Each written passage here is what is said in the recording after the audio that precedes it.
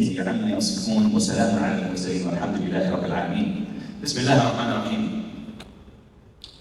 I wanted to start off by beginning and asking you guys to look at the brothers that are around you here tonight, mashallah.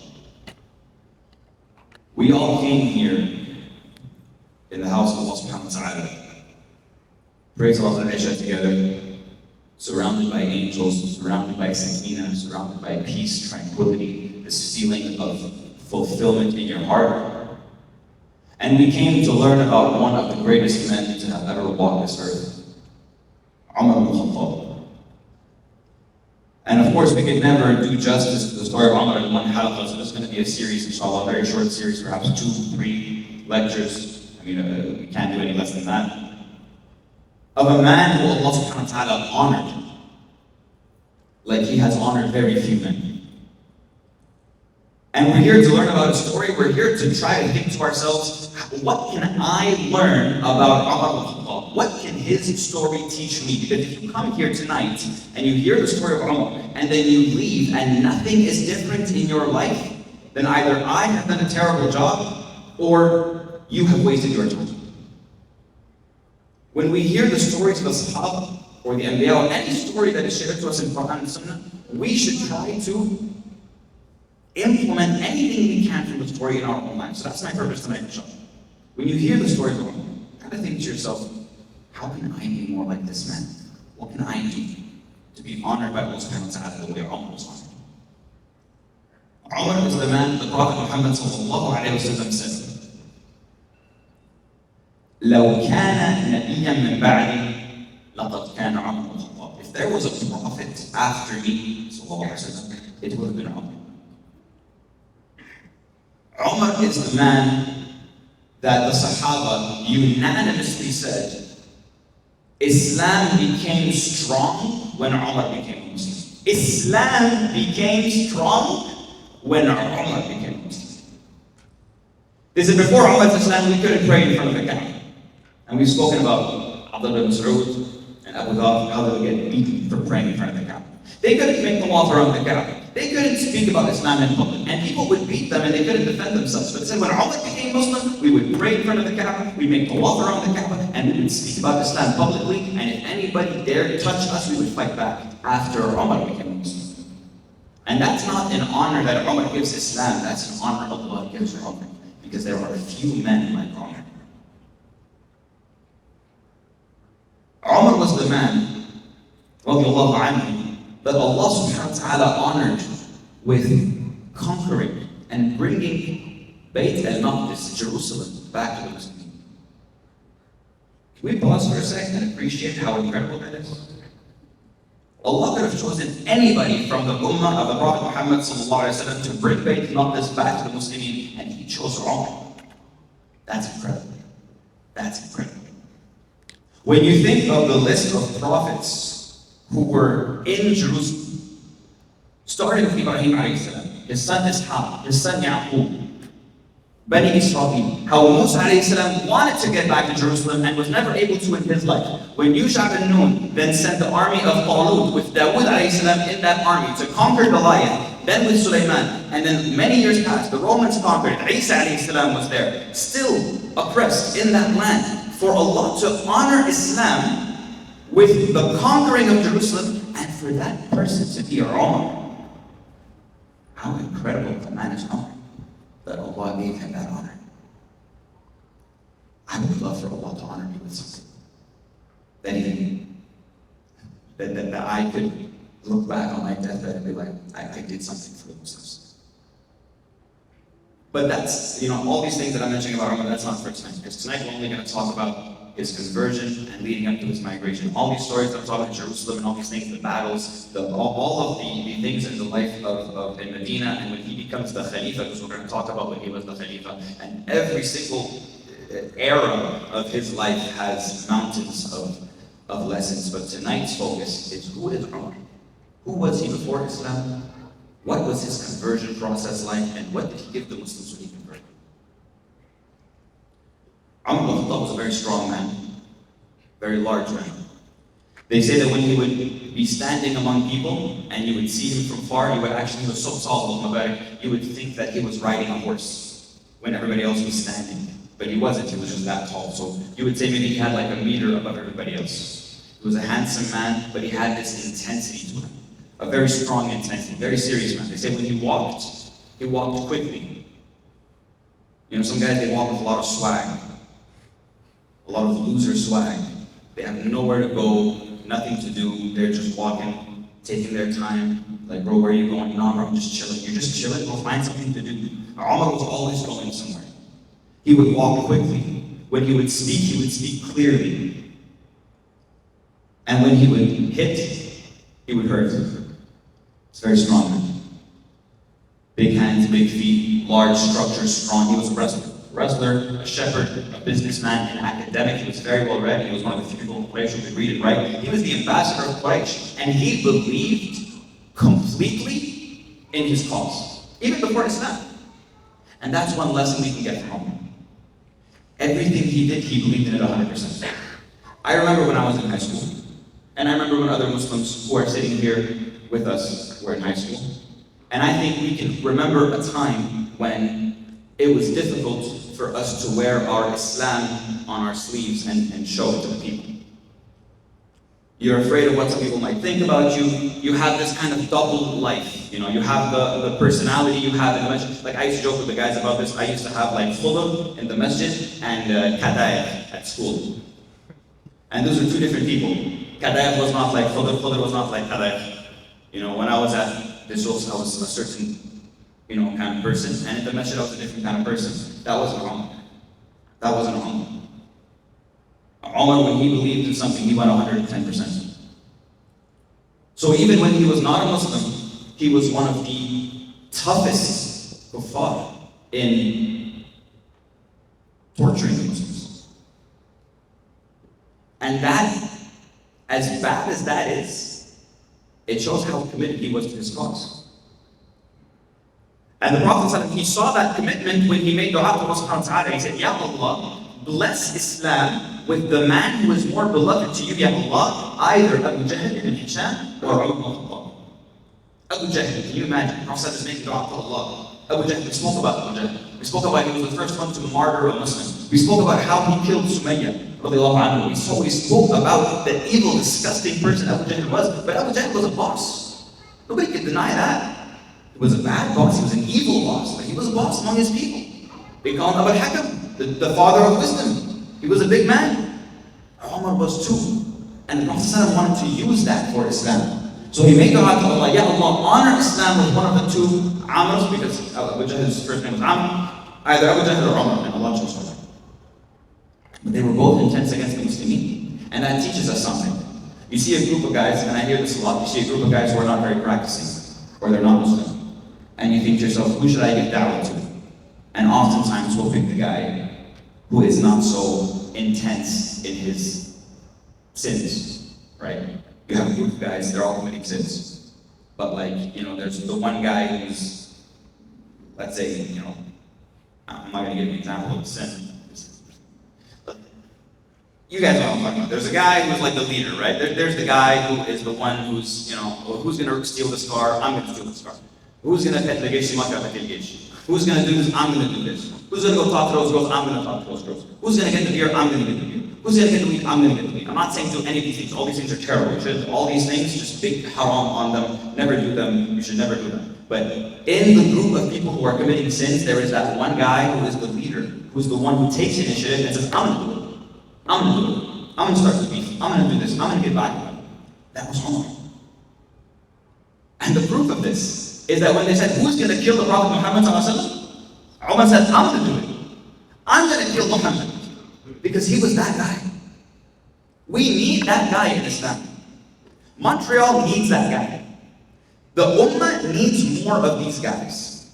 Not the guys who stay on the sidelines, but the guys who, when there's a need for something in the community, they say, I'm going to do that. There are some serious needs in our community.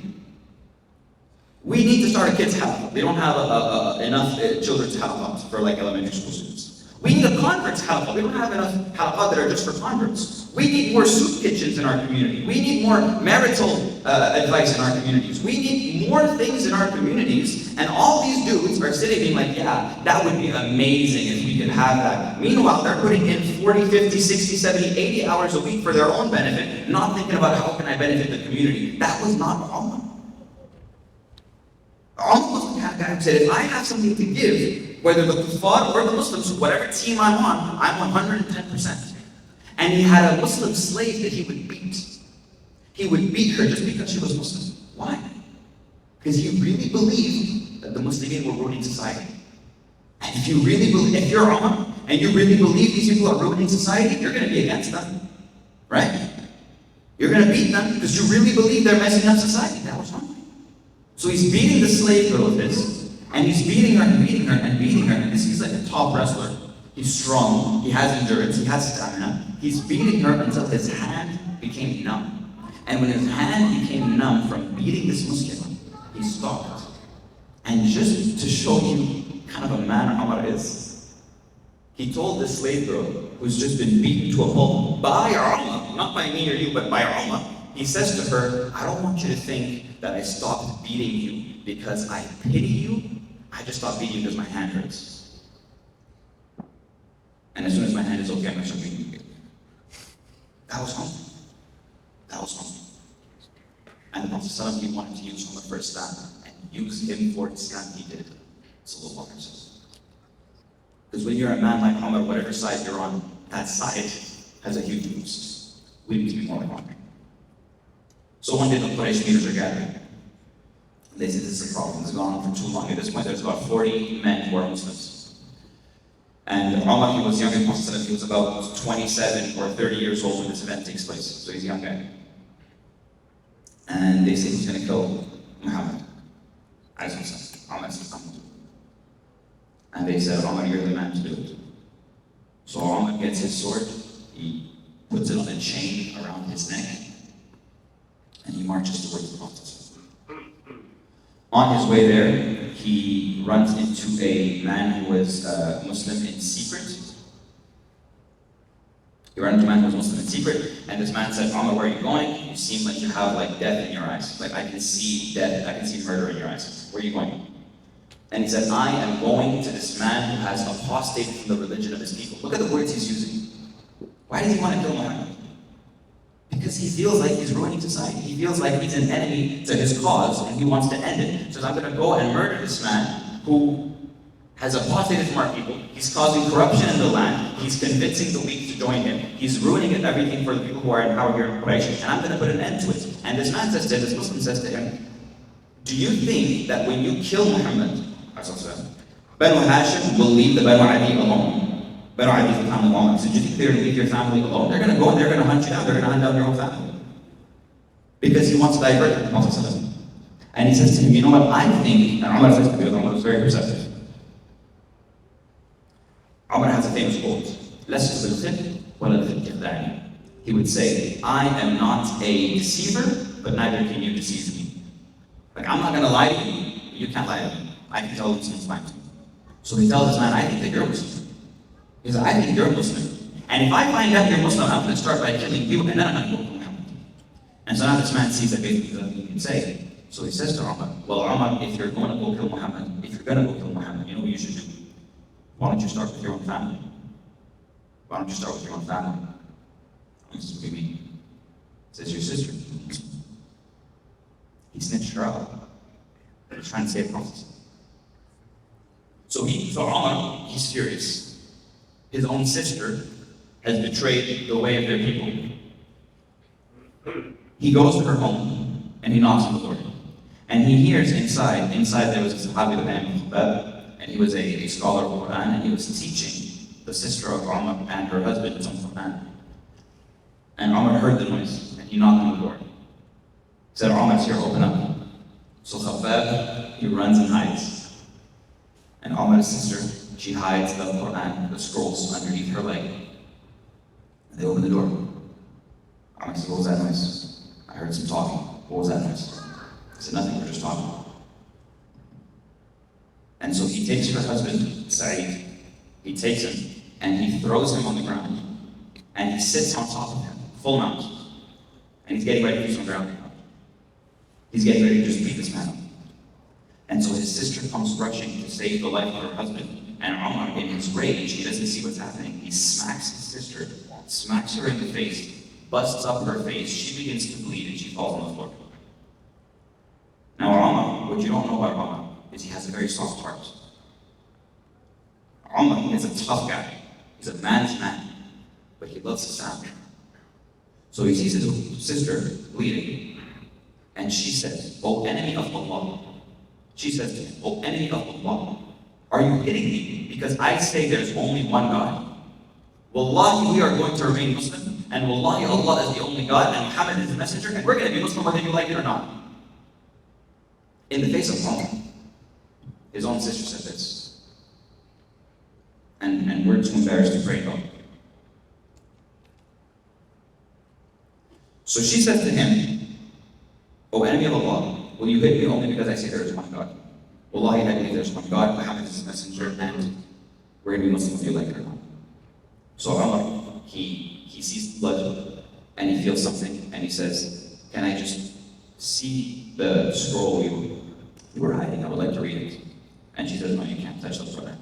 And he says, "Look, I'm honest." In the narration, he says, "I'm sincere. I don't want to hurt you. What you said has struck a chord with me, and I would like to read it." So she says, "You're impure. You're najis. You have to go, become tahir, you have to go and make wudu, take a shower, and then come back." So he did. Cool down, physically, mentally. He came back, and she gave him the scrolls, and it was full of tahir. And the narration says, and it's narrated to us by Omar's sister as well as Khattab and Sa'id, they say that as soon as he picked up the scrolls, at the beginning he read Bismillah ar-Rahman ar-Rahim. When he read Bismillah ar-Rahman ar-Rahim, Bismillah he agrees with. Bismillah he agrees with. Ar-Rahman ar-Rahim he disagrees with. It's a name of Allah he doesn't recognize. He doesn't recognize the name of Ar-Rahman ar-Rahim. So when he saw Ar-Rahman ar-Rahim, he threw the scrolls down. Took a moment to compose himself, and he picked it back up again. That's an important detail of the story. The ayat that were written down were the first ayat of Surah Taha. I'm going to recite them and translate them, inshallah, and then we'll see why it's important. Allah says in the Quran, أعوذ بالله من الشيطان الرجيم بسم الله الرحمن الرحيم طه ما أنزلنا عليك القرآن لتشقى إلا تذكرة لمن يخشى تنزيلا ممن خلق الأرض والسماوات العلى الرحمن على العرش استوى له ما في السماوات وما في الأرض وما بينهما وما تحت الثرى وإن تجهر بالقول فإنه يعلم السر وأخفى الله لا إله إلا هو له الأسماء الحسنى. Allah says, Taha, we did not reveal the Quran to make you face any hardship, rather to remind him who has the fear of Allah, it being a revelation from the one who created the earth and high heavens, the Rahman. Ar-Rahman has positioned himself on the throne. To him belongs all that is in the heavens, all that is in the earth, and whatever lies between them and whatever lies beneath the soil. If you pronounce the word aloud, then it makes no difference, because Allah certainly knows the secret and what is even more hidden. Surely Allah, there is no God but He, for Him are the most beautiful names. You take someone who's an atheist, you take someone who doesn't believe in Allah subhanahu wa ta'ala, and you recite these ayat to him. Or you could be the biggest atheist in the world. You can't deny that there's a heavens and an earth. You could be the biggest atheist in the world. You can't deny the fact you didn't create yourself. You could be the biggest atheist in the world. You can't deny the fact that a Lord who is merciful just makes sense. And Allah subhanahu wa ta'ala in 8 ayat, He completely changes Muhammad's life. We read the Quran so passively, so uninvestedly. Like brothers tell me, like, bro, I want to read one page of the Quran tonight. They read from the beginning to the bottom, which is amazing though. They read from the beginning to the bottom, and then they stop reading. Bro, like what if there's something going on there and you read, you get how many hasanat? How many hasanat for every letter?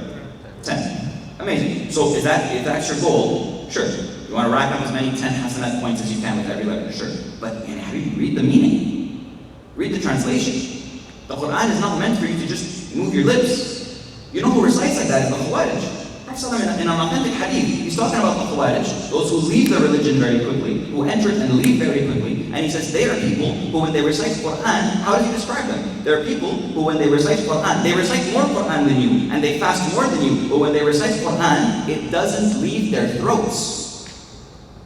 It stays in the mouth. It's just a mouth exercise. That's all Quran is. You're reciting Surah Al-Fatiha in Salah. You have no idea what you're saying. It doesn't affect you. It doesn't change your heart. It doesn't change your... You know, we say like, that's something I always thought was very funny as a teenager. People would say, you know, salah prevents you from evilness and shamefulness, right? Salah tanha 'anil fahsha wal munkar. And I'd be like, no, for real, I can pray and I can still commit a sin right after. That's not a problem with the Quran. It's not a problem with Allah subhanahu wa ta'ala. It's a problem with me. If I can pray salah, and in salah I'm thinking about a sin I want to commit, and then after salah I commit that sin, that's not a problem with the Quran, that's a problem with me. I have no idea what I'm saying.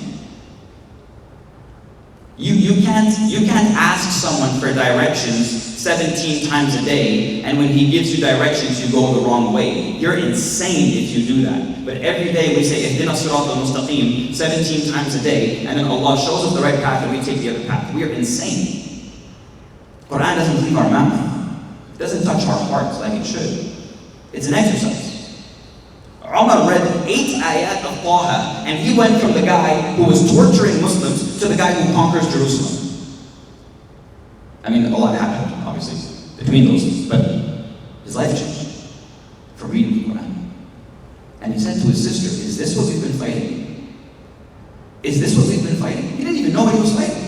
He didn't even know anything about Islam. You see, these people who hate Islam, they don't know Islam. Most people who hate Islam have no idea what Islam is. And who's going to teach them? Well, if we don't talk about it, who's going to teach them? If you don't talk to your non-Muslim friends about Islam, who's going to teach them? Pierce Morgan's going to teach them. Or whatever TikToker they're following nowadays. And it's not going to be a good one. Unless they're following one of these guys for sure. Omar says, I want to convert. Where can I find Muhammad?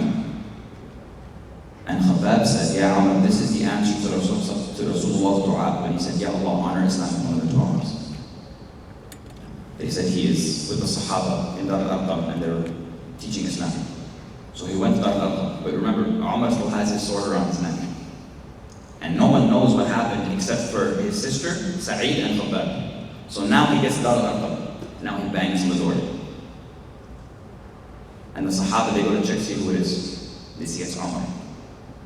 Now, everything I just told you about everything that happened at his sister's house, they don't know this. You guys know it, they don't know this. All they know is the Omar who said, who's going to kill Muhammad? I'm going to kill Muhammad. That guy, the guy who's killing Muslims, persecuting Muslims, torturing Muslims, or Allah, I don't know if he killed Muslims, but definitely persecuting Muslims, with a sword around his neck, knocking on doors of So they freaked out. Except for one, or except for two actually, according to the narration. Hamza, the uncle of Prophet, the lion of Allah, Asadullah, and the Prophet Muhammad. Hamza said, so what if it's Omar? So what if it's Omar? Let him come in. If he has good intentions, he's welcome. And if he has bad intentions, look at Hamza's response. If he has bad intentions, we're going to kill him with his own sword. Let him come in. So they bring Omar in. Hamza grabs him by one arm, and others by the other arm. They bring him to the Prophet. And the Prophet says, fearless, right? He says, let him go. Let him go. And he grabs Omar, and he pulls him close. And he says, O son of Khattab, when are you going to stop? I don't think you're going to stop until Allah sends a calamity on you, until Allah sends a huge trial on you. And I want to ask you guys the exact same question, ask myself the exact same question. We need to look at what's happening today. Literally, the world is on fire. There's an earthquake in almost every Muslim country. Floods, tsunamis, hurricanes, tornadoes, wars everywhere. People hypothesizing there's going to be a nuclear shibakawa coming up. People are crazy. The world is tense. People are scared. And this guy is still thinking, how am I going to get with Sophie? Bro, when are you going to wake up? Bro, when are you going to wake up? Yo, réveille-toi. Yo, réveille-toi. Yo, le monde va finir, bro, réveille-toi. The world is dying. Wake up, bro. Wake up. When are you going to wake up? When are you going to actually stop and tell yourself, yo, khalas, enough is enough. For real, I'm done sinning. For real, I'm done with these friends. For real, I'm done with this lifestyle. I'm done with the haram that I'm doing. I'm not interested anymore. When does that time come? Because everyone here has a time in their head who thinks to themselves, I'm gonna do better in my Islam when this happens. I'm gonna get better in my hifz when this happens. I'm gonna get better in my qiyam when this happens. I'm gonna get better in my ibadah of Allah subhanahu wa ta'ala. I'm gonna get closer to Allah when this happens. Bro, do you need to wait until Allah destroys you in your own sins for you to realize that what you're doing is wrong? Who are you hurting? Yourself. Omar understood that. Omar saw that. We need to wake up. We've been asleep for too long. And it's better that you decide when you're going to wake up than Allah subhanahu wa ta'ala decides when it's too late. And he says, Ya Muhammad, Inni ashhadu an la ilaha illallah wa ashhadu anna Muhammadan Rasulullah. Omar converted. And Dar al-Arqam exploded in Allahu Akbar. You know, I've always wanted to do this, and I'd like us to do it today, inshallah. I want us to just have a feeling of what that might have been like. I don't know if you guys are ready, but I'm ready, inshallah. I just want us, I know this might sound weird, but I would love if, you know, we can do like a 3, 2, 1 takbir, and we can all just scream Allahu Akbar. Why? Because I want you to feel the room shake the way it shook when Omar became a Muslim. You guys ready? Yeah. So I'm going to count down 3, 2, 1. I'm going to say takbir. And when I say takbir, I want you to say Allahu Akbar as if Omar ibn Khattab just became a Muslim. You guys ready? Yeah. Okay. 3, 2, 1. Takbir! Allahu Akbar! That's what I'm talking about. That's what it was like. That's what it was like. But they're in Dar al-Arqam, so now Mecca hears. And now they're freaking out because they're like, oh no, they know we're here now. So they start running out. So you see these Muslims like ants running. By the way, great job guys. Inshallah, my bad, that was amazing. They start running out of Dar al-Arqam.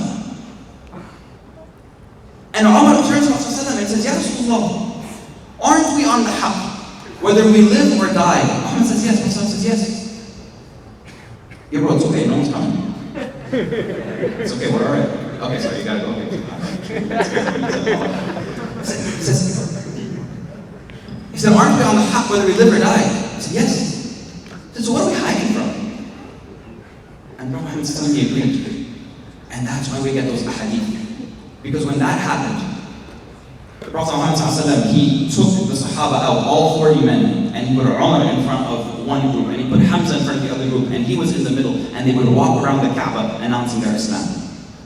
And nobody could say anything, because Umar and Hamza were defending Islam. They gave honor to the Muslims. We gotta give honor to the Muslims. We gotta give honor to Islam. We need to do what we can to be the Umars who didn't stay on the sideline, but took their Islam hard and they ran with it. Everything they could do to support their religion, he did. And Allah honored him in ways